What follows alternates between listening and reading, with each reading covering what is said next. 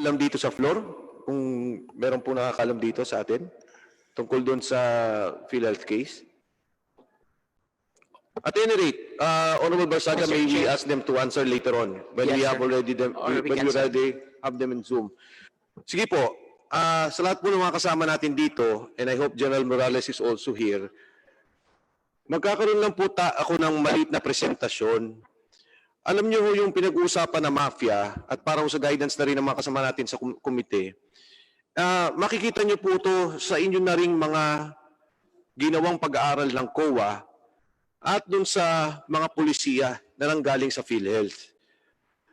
Nakakalungkot pong isipin na patuloy taon-taon, magmula 2013 hanggang sa ngayon, bilyon-bilyong piso ang nawawala. At nakikita po ito ng inyong mga opisyalis.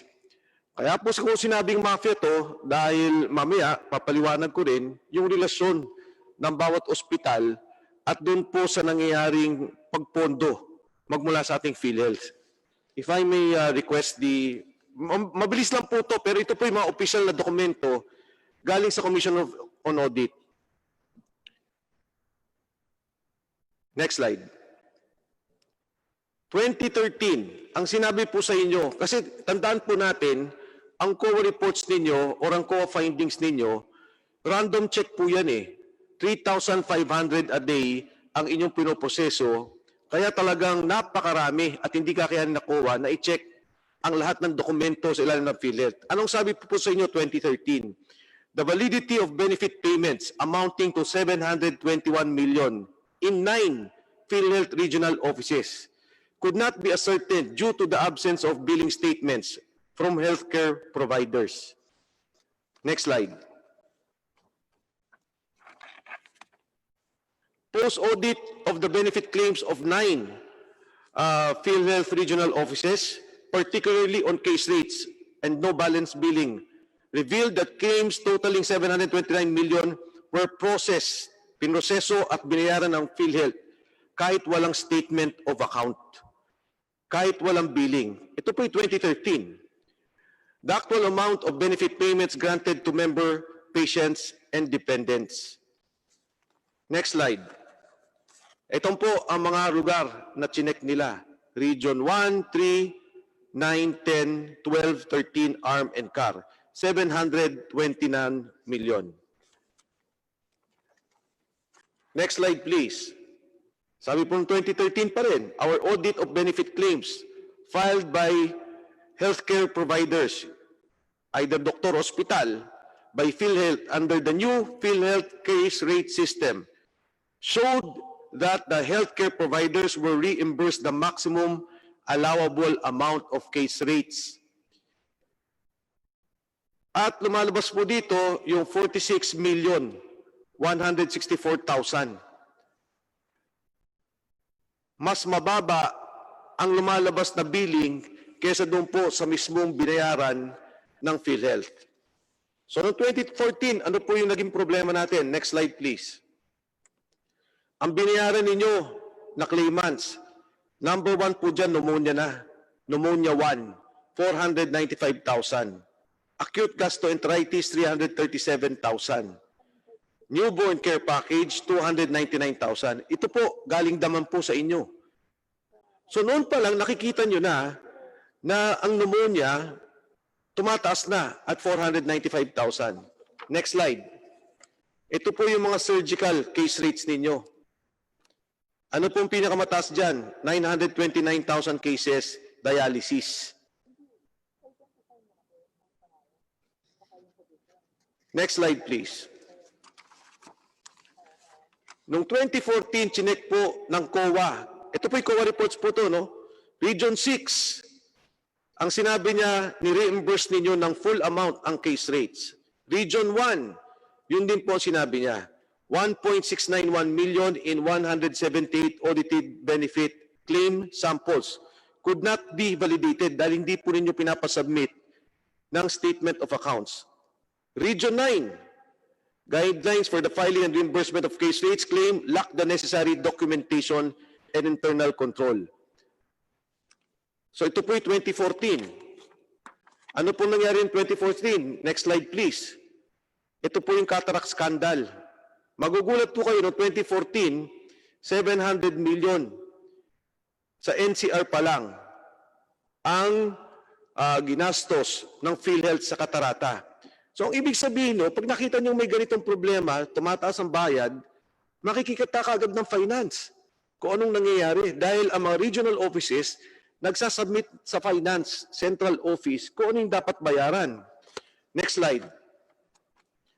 Noong 2014 po, pang-apat sa pinakamataas ang Catarata. Ang binayaran po ninyo dyan ay 3.7 billion.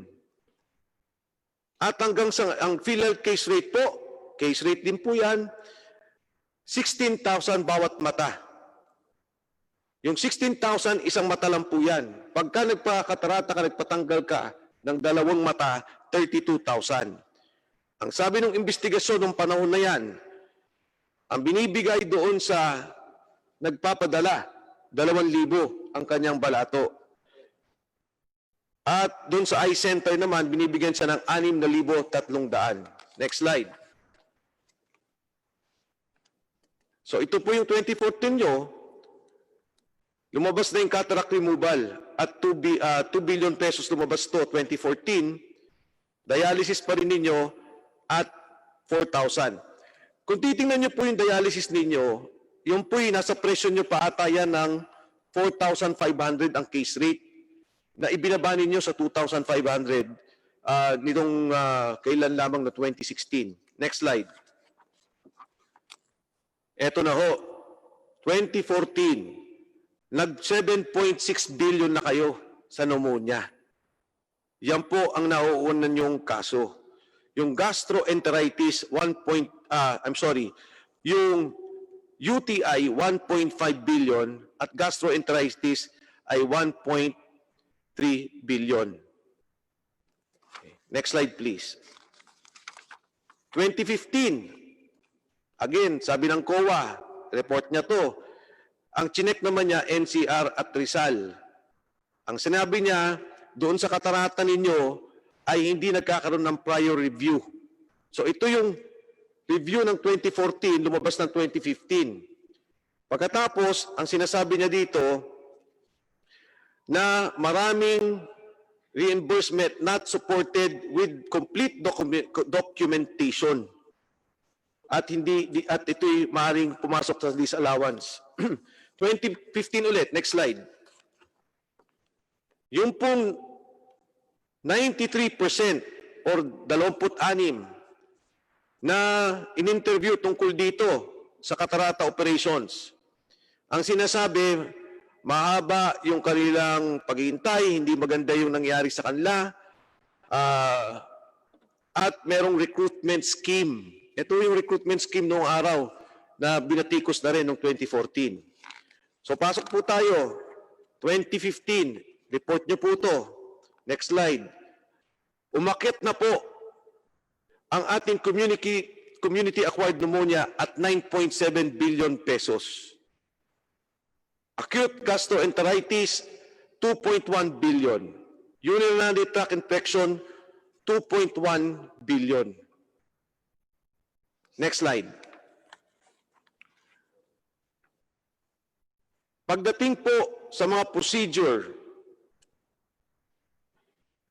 ang pinakamalaking binayaran ay dialysis, pero pansinin niyo ho, nag-6 na bilyong kaagad. Ang laki ng itinulong ng dialysis. Dahil siguro, nakita na nila yung kalakihan ng pagbibigay ng bayad tungkol dito, pero tingnan po natin. Next slide. 2016, NCR, 435 claims amounting to 47 million. Out of 518 claims, or 84% ang walang statement of accounts or billing. Binabayaran kaagad ng PhilHealth nang hindi pa nagkakaroon ng billing ang mga ospital. Magmula po yung 2013, ganyan parating observation sa inyo ng COA. Doon po sa ZAY Benefit Package, may package po na ZAY Benefit, sinabi niya nag-overpayment ng 7.36 million due to full reimbursements doon sa ZAY Benefit Package. Next slide, please. Eto ho. Doon sa case rate, lumalabas, particular sa Region 1, ang actual charges 1 billion. Ang binayaran 1.4 billion. Sa Region 8, ang actual case rate nyo 9.5 million. Ang binayaran 15 million. So nag-excess amount na naman ng 5 million.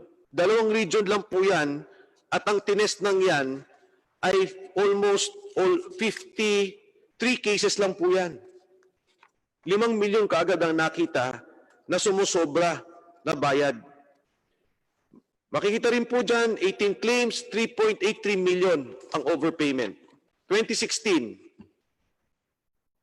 ito po yung mga community-acquired pneumonia, totaling 13.212 million, lack the necessary documentation. Thus, the validity and propriety of the disbursements could not be ascertained. Andiyan po yung mga ospital. 13 million po to. Ang cases lang na to is 868 cases. Pneumonia, lahat. COA report, 2016. Next slide. Sinabi po dito, yung hospital charges niyo, additional expenses benefit payments, 5.8485 million. Actual benefit claim, 15 million. Ang sinample po nila, 1,375. Ang dapat lang pong bayaran ay 9,570,000. So the additional unnecessary expense paid by PhilHealth is 5.484 million. Yan po yan. Please, next slide. Yan yung pinapakita niya.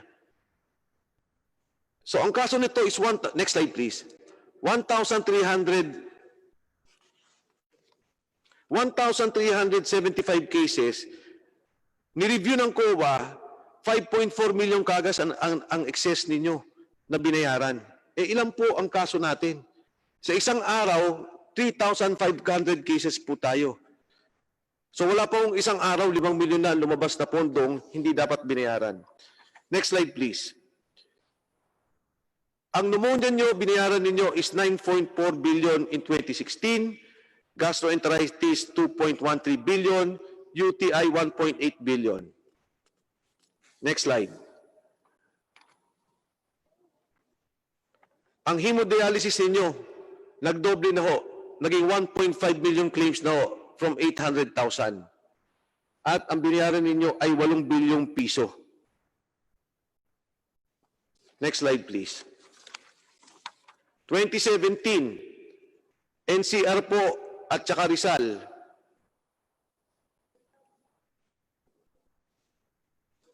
Ang lumalabas na naman po sa SAY benefit package ay nagkaroon kayo nung dun sa 2016 sample ng 15 million bayaran, 84 sample benefit, may 0.5, 26 million na sobrang bayad. Next slide please. Ito po yung all case rates. Overpayment 2.7 million pesos. NCR, Region 1 at Region 2. Next slide please.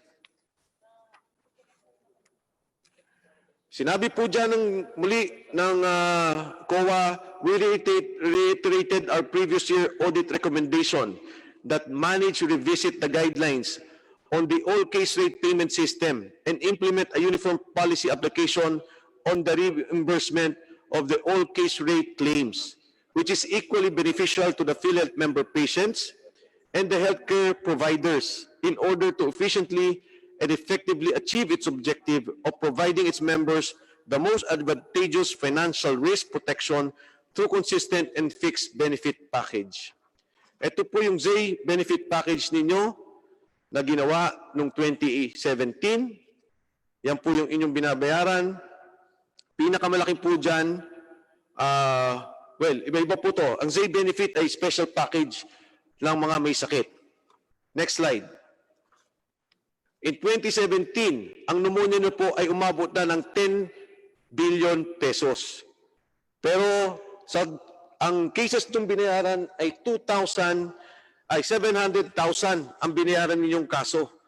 Pero ang lumalabas po sa Department of Health ng panahong yan ay 454,000 lang ang may kaso ng pneumonia. Yan po'y tanong ko rin sa DOH. Bakit hindi po nila nakita? 454,000 ang may sakit ng pneumonia sa Department of Health. Sa PhilHealth, 707,000. At 10.2 billion ang binayaran na pondo para dyan. Gastroenteritis, 1.8 billion at UTI, 1.5 billion. Next slide, please. Ang dialysis po natin, naging consistent na at 1.6 thousand claims from 800 claims in the past. At dito po, next slide. Okay, in 2018, ang sinabi po sa amin ng COA, hindi po nila magawa ang audit dahil hindi po sila makapasok doon sa inyong mga computers. Pero I guess meron na po kayong study para dyan. But at that time, ang sinasabi lang, all case rate transaction amounting to 62 billion pesos. 62 billion pesos. And maybe at 2013 to 2018, on average, we are working on 50 billion on all case rates kada taon. Ha? Okay, next slide. Napansin niyo po, no, 1.6 million ang claims ng hemodialysis noong 2017. Ngayon, naging 2.2 million na po ang claims. So from 2014 na 800,000, naging 1.6. Ngayon, 2.2 na ang dialysis procedure. Yan po isang bagay na kailangan nating tingnan. Bakit ganun kalaki ang kanyang pagtaas? Next slide. Again, 757,000 ang claims ng pneumonia. Pero sa Department of Health ay hindi lalagpas ng 500,000 ang pneumonia claims, ang pneumonia cases. Gastroenteritis, 2 billion at urinary tract infection, 2.1 billion. Panghuli na lang po. Ito po para makita ninyo kung gaano kagulo ang programa ng all case rate. Dito sa Pilipinas, pag ang gamit mong PhilHealth, mas mabuti nang may katarata ka o may pneumonia. Kasi pag katarata, 32,000 pesos. Pag pneumonia, yung mild, 15,000 pesos. Pag medyo masama, 32,000 pesos. Pero pagka nagka-breast cancer ka, 11,800 pesos. Pag nag-ectopic pregnancy ka, 7,800 pesos lang ang itutulong sa'yo. Pagka ikaw na heart attack, ang itutulong sa'yo ng PhilHealth ay 9,000 lang. Kaya mas mabuti na ang sakit mo, katarata o pneumonia, mas malaki ang bahagi ng pondong ibibigay sa iyo sa PhilHealth. To the PhilHealth, this is the scheme of sinasabing mafia. Because we know that on the regional level, meron po kayong tinatawag na benefits claim na committee. At yun po yan, dahil nga may case rate setup, ibibigay na lang yun sa finance. Pagdating sa finance, walang tanong-tanong dahil submitted ng region, babayaran ka agad. At pagdating po dyan, lalabas na ang pondo sa mga ospital. Kaya po, kapon, at nung isang araw nagkakausap tayo sa PhilHealth, nagtataka bakit yung ibang ospital napakabilis? Bakit yung ospital mabilis mabayaran? Yung mga ospital natin, particular, ang mga government hospitals, ang tagal ng bayaran. Dahil ba dito sa skema o nung scheme ng sinasabing mafia, na pagka mayroong usapan sa isang region o ang isang regional officer sa isang ospital at may usapan sa taas, mabilis ang nagiging bayaran. Ang all case rate policy po magmula 2013, consistent. Lahat ng binasa ko sa inyo ay galing sa Commission on Audit. At gusto kong malaman din sa COA mamaya, sino ba ang nakaupo ng panahon na yon at bakit pinayagang magpatuloy? Mr. Chairman and all the members of the committee, lahat po ng government offices, pag nagkaroon ng bidding, eksakto dapat ang binibid price. Nakita ko po sa inyong batas, under the Universal Healthcare Law, totoo, pwede kayong magkaroon ng scheme. Pero it doesn't mean, hindi po ibig sabihin na hindi magkakaroon ng tamang pagbayad sa presyo. And I submit to the members of this committee, this in fact is plunder. Yung bilyong-bilyong na wala dito ay plunder. At ang aking rekomendasyon, kasuhan hanggang sa regional level dahil lalabas po dyan sinong ospital ang nakinabang, sinong kakuntsaba, dahil malinaw naman po ang records ng Commission on Audit at madali itong imbestigahan. SBP Pargas, mabilis na tanong lang ho. Ang sabi nyo, batay doon sa tanong ni Honorable Sarate, ang tansya ninyo sa 2019, 3 billion ang overpayment. Tama? Yes, Mr. Chair. Okay. Una ho, yung underpayment, there's no such thing as underpayment kasi nakapackage kayo. Ibig sabihin, hindi kayo nagbabayad ng lagpas sa package. Tama po ba? Yes, Mr. Chair. Ngayon po, SBP Pargas, kayo po under oath. 3 billion po yan. Pag sinabi niyong overpayment at proven yan, plunder po kayong lahat.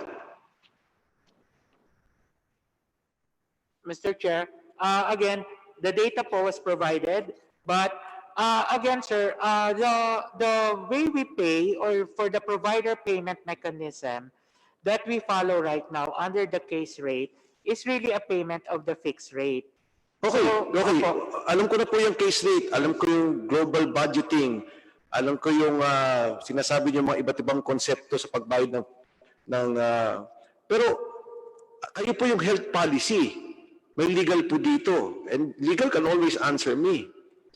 Alam niyo po na pag sinabi yung 3 billion ang overpayment niyo and you are under oath, plunder po kayong lahat. Mr. Chair, first, we don't consider it as an overpayment because as it is, we are paying according to the provider payment that we have, which is, again nga po, we are paying on the amount which is fixed, the case rates that we pay right now. And ito po are not considered overpayment or in excess because again, Meron po ba kayo, because your health policy, exemption under the law of going beyond the price of anything procured in terms of service, in terms of products? we're under the, Mr. Chair, under the law po ng PhilHealth in 7875, it is also part of the that case rate payment mechanism is also an accepted provider payment I'll correct. mechanism. And Lilipat na under- po kay Congressman Barsaga, but kaklari ko ulit sa inyo ito, SBP Vargas, lipat na po siya. Ang nakalagay lang po dun sa inyo is the concepts. That there is global budgeting, that you are case rate policy, fee for service, concepts po yun. Pero never nagkaroon dun na sinasabi na beyond dun sa ibinigay na serbisyo, beyond dun sa cost ng produkto, pinapayagan kayo as GOCC na ito po ay bayaran nyo ng mas mataas. So by your own admission, again, I'm warning you, may ganito po kayong sinasabi. That's only 1 year. Pero ang sinasabi ko nga po sa inyo, from the past several years, I would think it has gone to about 153 billion. I think the analysis ng COA sa inyo ay tama. So, Honorable Barsaga, Chair, before we acknowledge Congressman Barsaga, can we ask Mr. Pargas to submit to us yung mga mga documents about the fixed rate, the overpayment of 22%. According to them, when they were discussing it a while ago, yung 22% ay nire-represent niya yung 3 billion doon sa overpayment. Can we, the bodies of, Mr. Pargas submit to us the detailed of these 3 billion pesos, Mr. Chairman? thank you. Honorable Barsaga, answer, sir. If possible, tomorrow, masabit na po sa amin yung detalye ng 3 billion, doon sa representing the 22% na overpayment. With the indulgence of the committee, members of the public, of the good government and public accountability, kung pwede pong ituloy natin ito bukas ng 1 o'clock ulit, magdire-diretso po tayo para ma-take up lahat ng topics. Yes. Okay, so thank you. Congressman Barsaga is recognized.